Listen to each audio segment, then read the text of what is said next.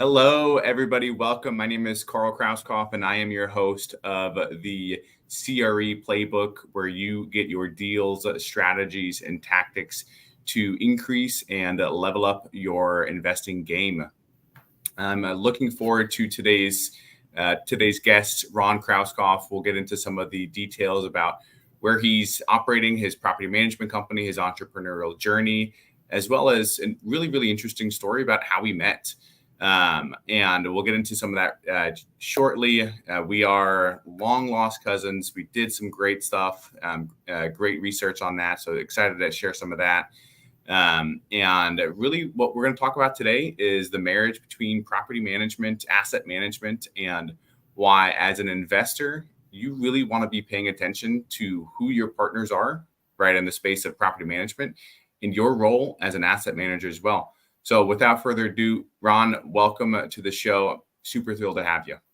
Cool. Thanks for the invite, Carl. Yeah, very, very unique story about how we encountered each other. And I'll just dive right into that because it's kind of funny. The day that I had an email pop into my inbox from Marissa Krauskopf, your wife, basically inquiring about one of our executive rental properties and possibly partnering to lease that property from us to, basically try to leverage it as a short-term rental, which hilarious to get an email from somebody with your name when it's not a common name.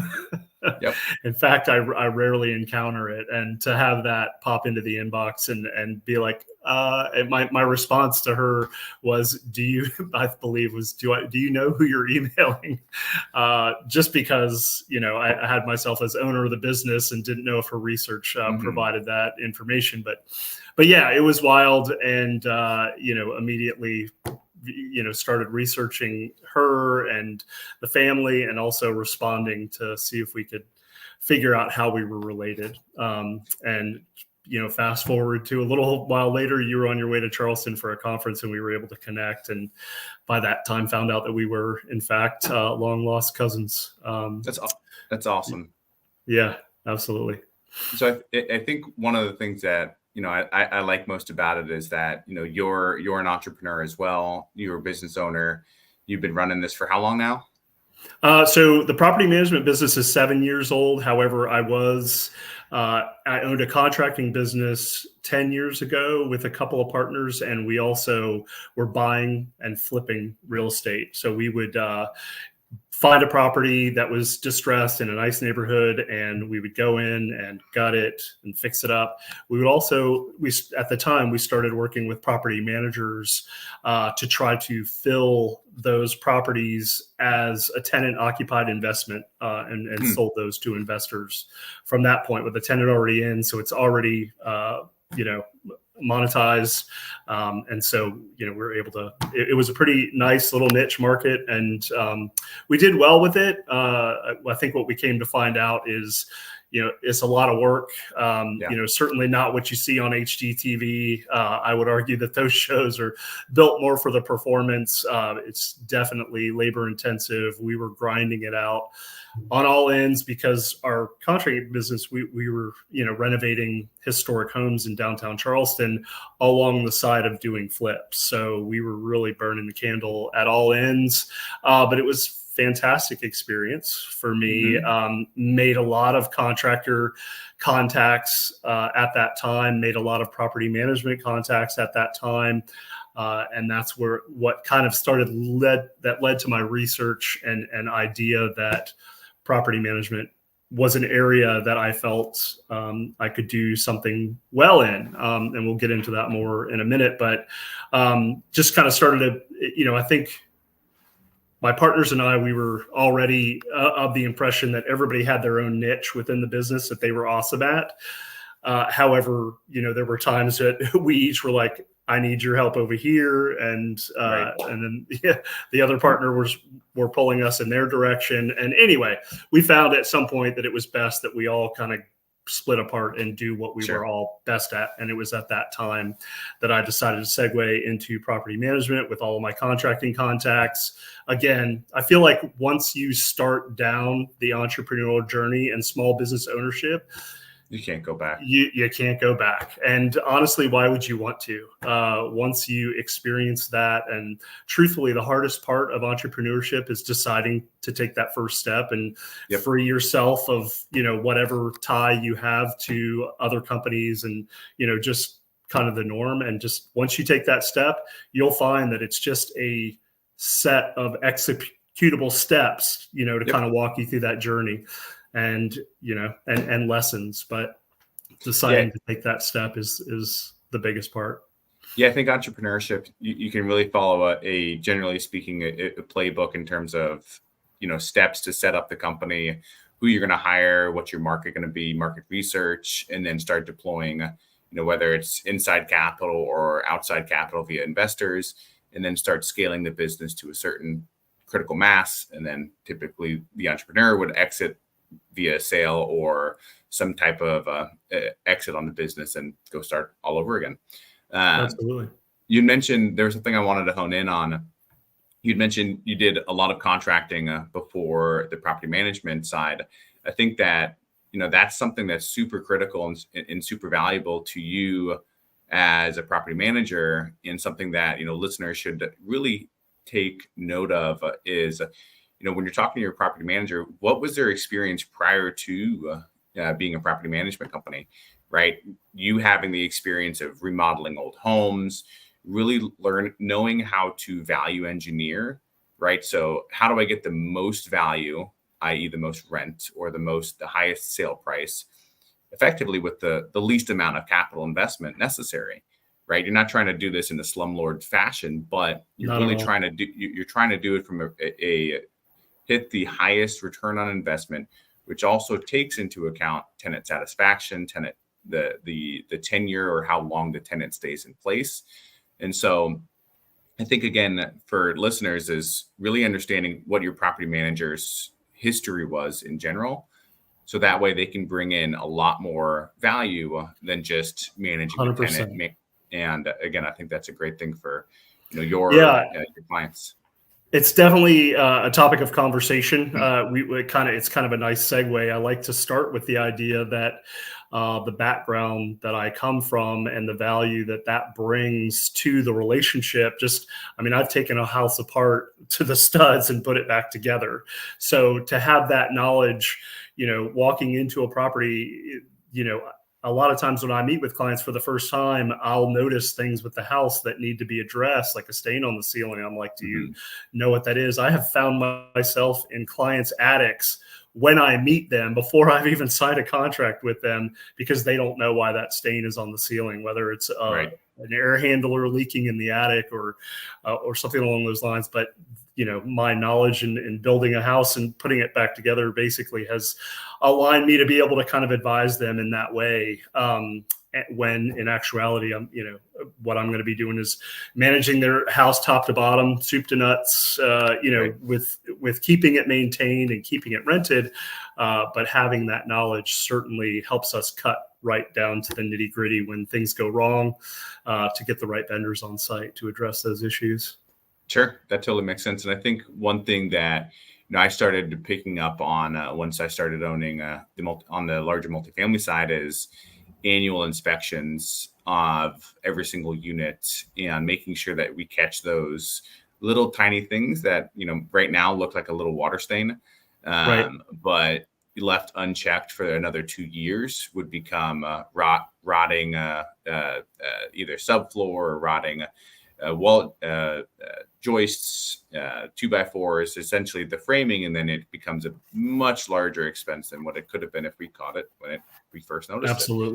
Absolutely. Do you guys do? What are your thoughts on annual inspections? Is that something that you'd recommend to your clients? Absolutely necessary. And so what our policy is, first of all, we have a rather stringent selection process for our tenants. In our tenant selection process, in that, we require a credit score, a higher credit score, but in what the public deems as good credit. Basically, you have to have that to rent from us.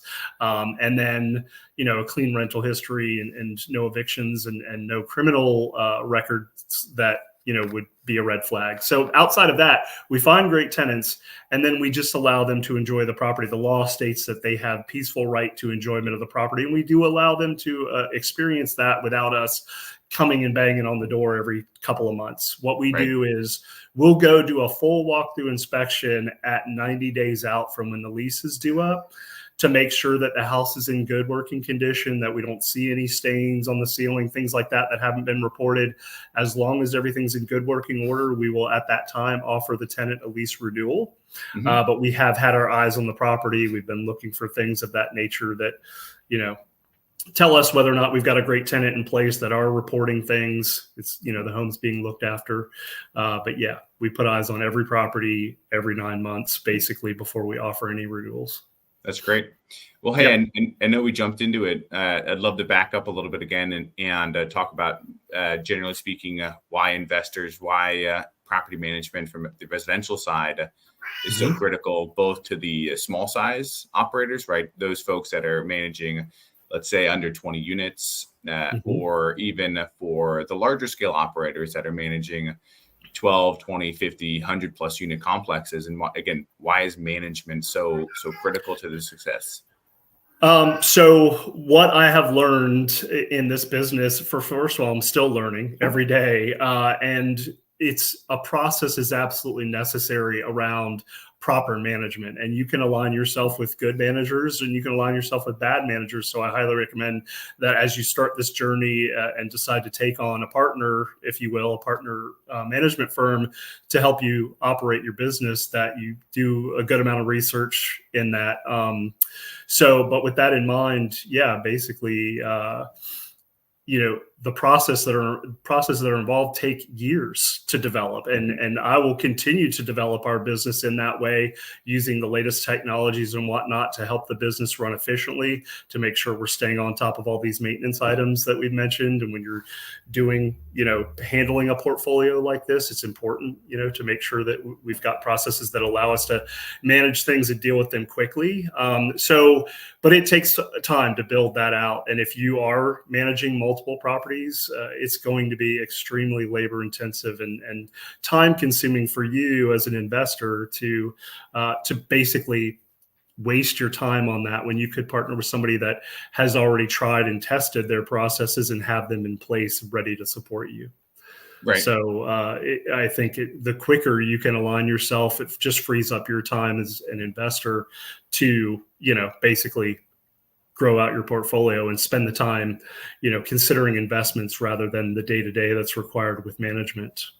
Right. Totally makes sense. When I worked in healthcare, one of the big things that one of the big phrases that we use regularly was operating at the top of your license. So in that space, it was nurses and doctors, and trying to get a lot of the administrative burden off of them, note-taking, and going back in and filing notes on the medical records. And so again, we would hire out staff to do that. So that way, again, our nurses and doctors could operate at the top of their license. They could bill at the top of their license, which was a margin collection. So if you look at that from an investor's perspective, exactly how you said, Ron, is, hey, investor, you shouldn't be worrying about collecting small dollars from your property management fee, or rather saving money from not paying a property manager. You should instead outsource, or you should partner with, you should pay a property manager to come in, handle that work, because A, they're going to do it. They're probably going to do it better than you. And then B, you can focus your time elsewhere. Now, obviously, when you get to a certain scale, it makes a little bit more sense to in-house that, right? 125, 200 plus unit complexes, you're certainly going to have your own payroll. But even still, you could develop a team around that. Yeah, absolutely.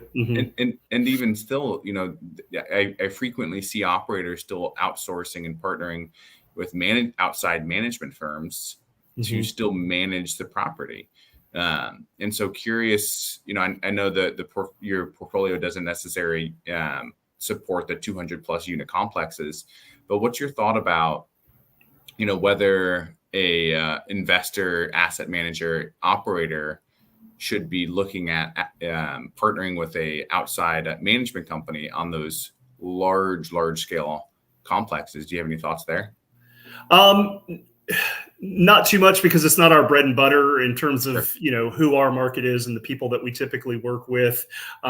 So yeah, I don't know that I want to touch on that. I will say that, on a smaller scale, like I'd say a third of our portfolio is working with investor clients that have 10 plus properties, some of them duplexes, triplexes, but, the goal is that those properties are going to basically kind of pay for themselves in terms of the mortgages being paid if you're carrying a mortgage on the property.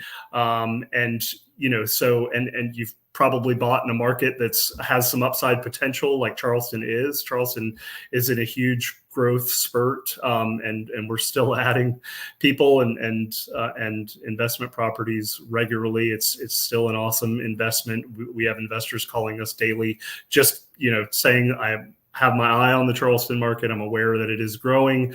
We're considering buying, and I just wanted to go ahead and start aligning with a partner now, because we're not going to be there in town to manage it. So, but yeah.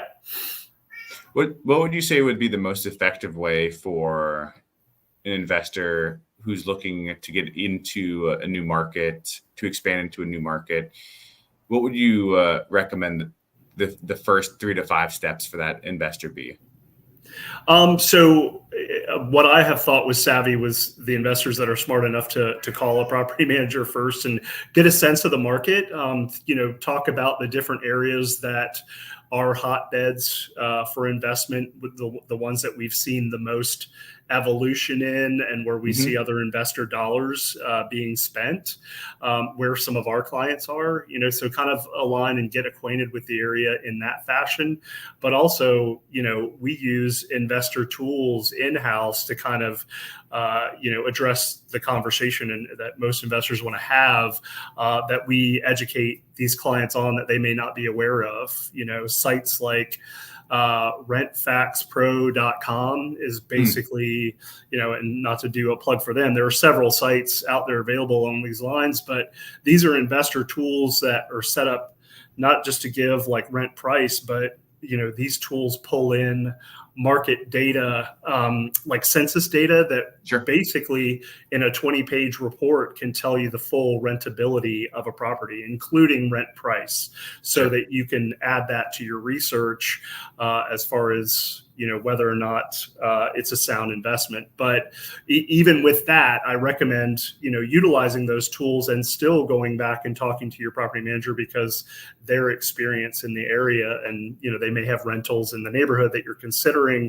Talk about it. Have a partner and boots on the ground, that you can kind of bounce information off. And I spend countless hours talking to potential clients that may or may not ever become clients, advising them on things like this. So again, having a partner that's stationed in the area that you're thinking about investment, it's good to call and talk shop and get their experience on renting in the area. They might have some helpful tips like I do. Yeah, that's a lot of work on you to be able to commit to an unknown relationship. So, I would say good on you and good on your business. And, it certainly can speak to why a lot of your clients, or all of your clients, are still retained the business with you, right? As a property manager. So, I mean, there's always, in property management, there's always attrition. People want to sell for one, at any given time. They just need to free up cash or whatever, and they'll sell the property. So we do have attrition, but none of our investor clients have ever left. They recognize that the market as a whole is still growing, that there's still plenty of upside in the Charleston market, and they're buy and hold. And we our investor clients since day one, we still have all of them. So that's a nice little feather in our cap, and what I think speaks well to the business that we're doing here. But I would say this, that a lot of them tell us that their only mistake was not calling us sooner, because the amount of time that it is freed up for them, and just the professional nature at which we attack what we do, it's a great partnership. Yep. One question before we get into the trifecta for the week is, what would you what's one tip or one strategy that you would recommend to an investor, an asset manager like myself, who is looking to level up my communication, my work with my property manager? What's one tip, one strategy that you would recommend to an asset manager? So clarify what you mean to level up that communication. Sure. So, like for instance, one thing that we just implemented earlier this year, was really doing everything that we can to get tenants off of a winter renewal cycle, right? Yes. So having no renewals coming due from October 15th until January 15th. Anything before or after that is fine. But we did everything that we could to make sure that there were no leases being, except for the months, that there were no leases expiring within that time frame. So that's one strategy that we implemented this year. Yes. What's something else along those lines that you would recommend? First of all, fantastic strategy. They're simply, the unfortunate part about how the real estate cycle works is, some people will have a property that they've tried to sell through peak season, through the summer, and they'll bring it to us, to manage, because they haven't been able to sell it and they need some income on the property. They'll bring it to us at the tail end of the year. And so our relationship starting with them starts at a time that is challenging in the market to perform. And so we have those conversations with them on the front end that, there's always people looking. It's just a smaller market. The stars kind of have to align to make this work in the later part of the year. But anyway, fantastic and sound advice there.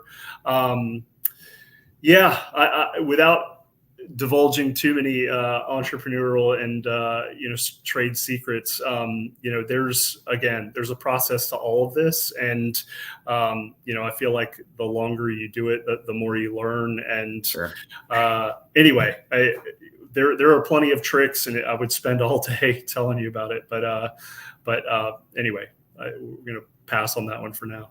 Yeah, and I think the annual inspection was another good one that we talked about earlier. Get your annual inspections in there, whether it's right before your renewals or absolutely critical. Yeah. Absolutely critical to just first of all, having a good rapport with the tenants. Like, what our company is called Happy Homes, because we care about the relationship that we have with our tenants. Because for our clients, what they care about is that the house stays rented, and ideally rented for the long term to one tenant, because you save money by not having to turn the property year over year by if the tenant's unhappy with working with their management company, they may leave, which could add to the bottom line for the property management business, but it doesn't help the clients. It doesn't favor them in any way. So we focus on long-term tenancies, and we do that just by having a great rapport and relationship with our tenants, being of service to them when they need us. And so I think that's critical. And certainly if you are working with a management company, want to try to align yourself with somebody that kind of has that goal.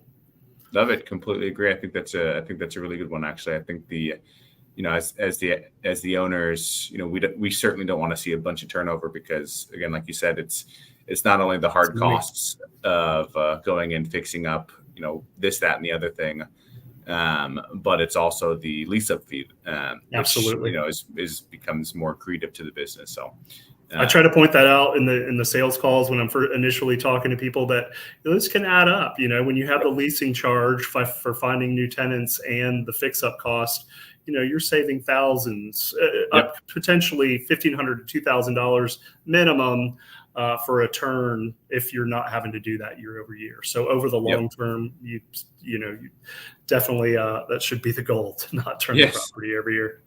Absolutely, and it's ultimately too, it's nice lack of headaches, lack of issues and concerns about when are we going to get this thing filled. Absolutely. And I'll say this, because a lot of people, so we have a renewal charge that's associated with renewals. And just to put this out there to people, because, we get the questions a lot. Sometimes people have never seen that or aren't aware of it. I would be wary of people that aren't charging that, because, if there's no incentive or no kind of, sharing of the benefits of renewals, then I would argue that the companies don't have incentives to retain tenants. So you want to be wary of that. Be okay with the idea that there may be a nominal charge. Our renewal charge is nowhere near what the leasing charge is, but having a little bump there for us, like as a thank you for retaining the tenants, we worked really hard to do that. There is some costs that are associated to the renewal process. So anyway, as an investor, understand that and be okay with that. I think that's a really good way to look at it, and one that I have not personally looked at it like that before. Right, it's an incentive to maintain happy and in place tenants. Absolutely, and it's a nominal cost in terms of the overall expense of everything. It's nominal, and again, it's just just making sure that the goals stay aligned, and it's enough of an incentive for us to keep focusing on that. Love it. Great. I know we're at just about at time, Ron. And so without further ado, I'd love to get into this week's triple threat, where I ask each guest 3 questions, not necessarily entrepreneurial related or business or real estate related. This is to help listeners understand a little bit more about you and what it is that you do to make sure that you personally, Ron, stay at the top of your game. That's absolutely. So what do you do regularly to stay fit? This is awesome that you're bringing this up, because to me, maintaining some level of fitness is absolutely key to entrepreneurship. It's absolutely key to business ownership. I am a father of young kids. You can see them in the background here, Elliot and Nora, and just being able to keep up with them and just the demands of parenthood, along with running a business, along with being an entrepreneur, you have to maintain some level of fitness to be able to keep that drive going, to keep that focus going. So what I do, I'm a kind of a trained triathlete. I like to do triathlon type training. I do long distance swims. There's a swim here in Charleston. It's called the Swim Around Charleston. That's a 13-mile swim around the peninsula of Charleston. I don't get excited. I haven't done that. There are people that do that as a solo journey. It's a full day commitment in that it takes about 4 to 6 hours. I do it as a team where there's 4 of us, and it's still, relay it. It's still a significant journey. I think I end up swimming 4+ miles in the Charleston Harbor, during that stretch, but I've done that a few times. But I work out with a trainer a couple times a week, and then do like a HIIT class on Sundays. But I think a variety is just the way that it keeps me interested. It keeps me going. But all those things. That's awesome. I love the swimming aspect. Having grown up in Florida, I loved regularly swimming, whether it was swimming in the ocean or surfing. Well, and I'll just add to that my lifeblood and the thing that I love more than anything in the world is to go snowboarding. So if I'm being completely honest, all these things that I do physically, to keep myself physically active, is knowing that ski season is on the way, so that I'm ready to get on it when it's time. Love it. That's exciting. What do you do to improve your mental agility? So what are you doing actively every day or weekly to make sure that you're operating at the top of your license mentally? Sure. So just, answering that one off the cuff, I feel like entrepreneurship and small business ownership lends itself nicely to keeping the brain active, because quite simply, there are issues, especially in property management, there are challenges that you run into every single day that you may have never encountered before. So trying to problem solve in that landscape, definitely keeps me on my toes, making sure that we then implement procedures so that when we encounter that again, that's in place and people know how to react. So that, along with just honestly, being parents of young kids and running a business and being an entrepreneur, those things, keep you and your brain actively moving. Sure. And I would say if for people considering taking a dive into, just entrepreneurship and investing in this manner, don't be afraid of it, because you have all of these things happening in your life and small kids, and you're worried, do I have what it takes? I will say that environment lends itself well to keeping yourself sharp. Yep. And being able to attack this in a better manner, just because you're always alert, you're always moving. To me, it's worked out really well. Yeah, absolutely. It's never a dull moment, is it? Absolutely not. No dull moments in property management or parenthood. Love it. Last question is, what is your ultimate financial aspiration, if you've got one, right? Is it a defined by a dollar amount, lifestyle, or a particular achievement? Oh, great question. Honestly, there's a lot that I could build into that response. I will say, and hats off to the women out there in the world. My wife has been a major breadwinner, within this family, because she went into an industry in software development and software sales at an early age, and kind of stayed on that path. So she's done well with it over the years. And my business has developed at a point where I am, set up to take over the household expenses as a whole and free up the opportunity for her to do something else and whatever she wants. And to me, that is sign of success and what I'm excited about. The business will continue to operate and grow and create the financial stability that we need as a family. I'm not concerned about that at all, because we've got a great product and a great team that really cares about the clients and tenants that we're working with. So I'm not concerned about that. I just feel like having financial freedom and freeing up my wife's ability to go into new areas, kind of in midlife, excites me to be able to provide her that opportunity, to be honest. I think that's a beautiful response, Ron. And I think that's absolutely right. I think that's why a lot of people get into the real estate space is, the idea of financial freedom, whether for the entire family or whether it's for one spouse. I think that what you're aspiring there is absolutely attainable, and it's a beautiful thing. Thank you. I appreciate that. I'm excited. We're nearing that. I just started working with a CFO that's going to help us chart it out in terms of numbers as far as what that's going to take, but it seems like right within reach at this point. Well, congrats. I'm looking forward to watching the journey. And last question here, Ron, is if there are folks out here that are looking for a property manager in the Charleston area, what's the best way for them to reach out to you? Absolutely. So Happy Homes PM for property manager.